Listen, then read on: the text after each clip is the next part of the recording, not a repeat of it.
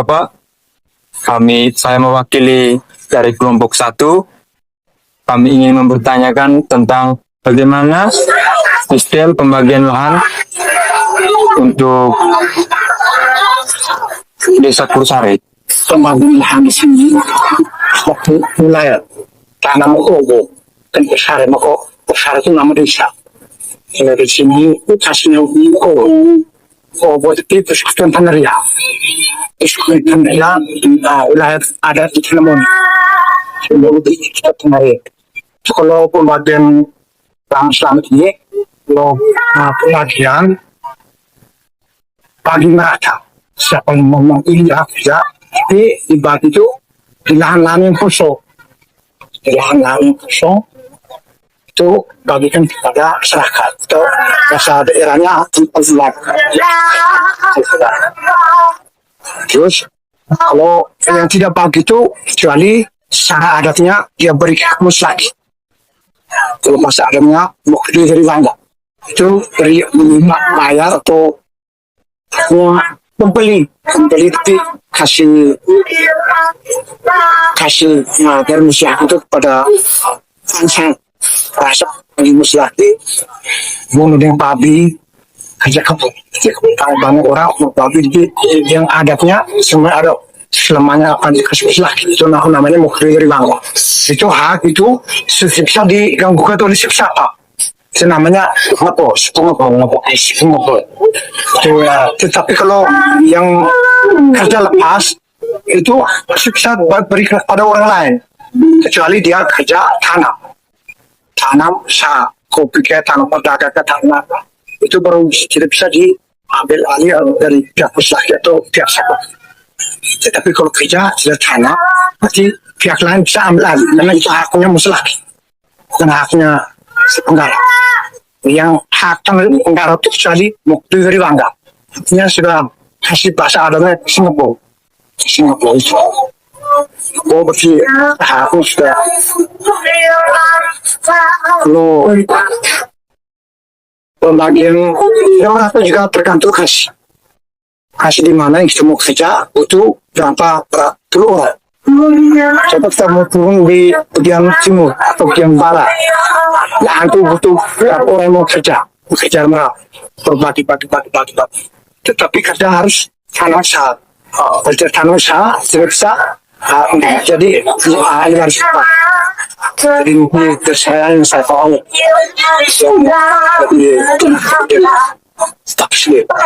Yang kedua, siapa yang memiliki wewenang dalam menentukan pembagian lahan di desa?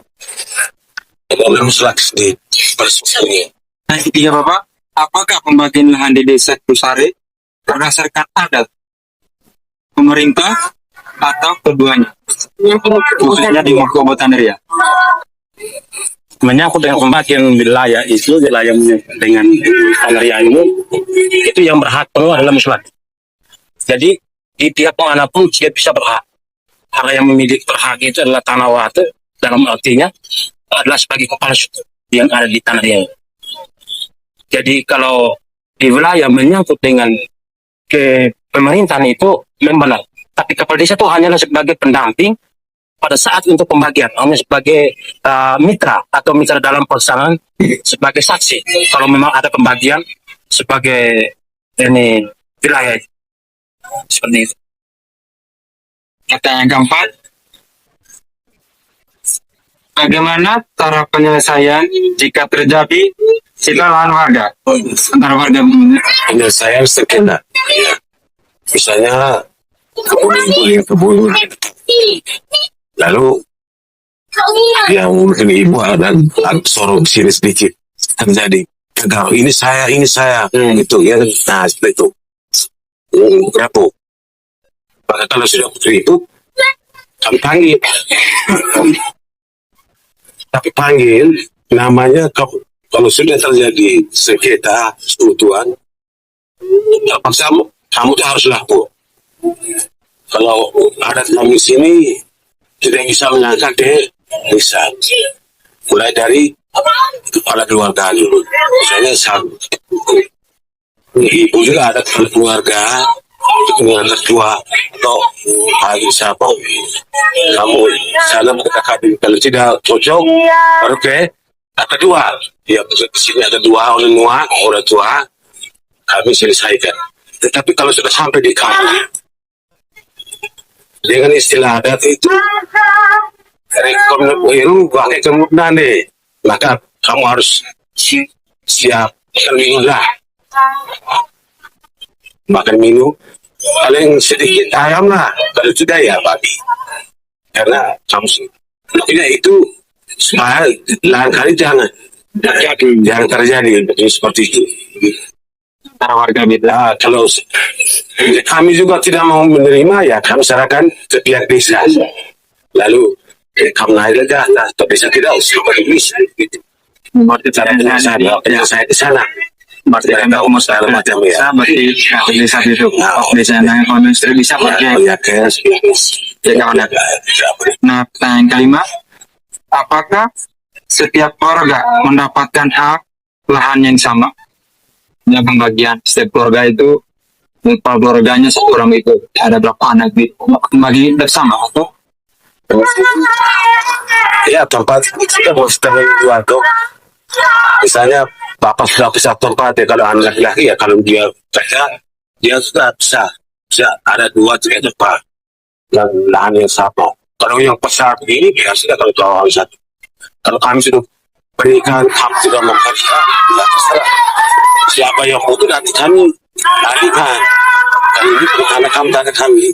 Jadi hak itu hanya di atas tanah aja yang kami sudah beri ini.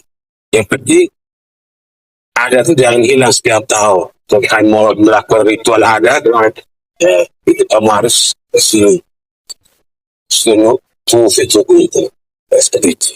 Karena bagaimana peran kepala desa dan tokoh adat dalam pembagian lahan? Saya sebagai aku lah secara umum. Tapi kalau pembagian menyangkut lahan itu mengenainya bukan selaki. Hanya kalau mungkin ada program bilang kami hanya memfasilitasi saja. Tapi yang berhak berusaha yang membagi tempat, yang memberikan persepsi kepada penggarap. Dan yang ketujuh, apakah ada perubahan sistem pembagian lahan dari dulu hingga sekarang, Dok? Ada yang tidak berubah, ada yang juga yang berubah. Ya anak berapa orang mungkin dia mau khusus di kamu kerjain. Sekian sudah ada perubahan. Tergantung dari situasi. Nah, pertanyaan ke-8, faktor apa saja yang mempengaruhi lahan diterima masyarakat? Atau dari kesiapan ada pribadi orang. Kalau dia kuat kerja, dia bisa mendapatkan lahan lebih besar. Kalau dia malas kerja, berarti lahannya lebih sedikit. Ada satu keluarga itu ada dapat 5-4 tempat. Tapi ada yang malas kerja, ada yang sangat pergi rantau, berarti lahannya tidak ada. Itu lahan tidak ada. Jadi kami saran kami punya lahan tidak boleh rantau. Lahan sini mana orang saudara.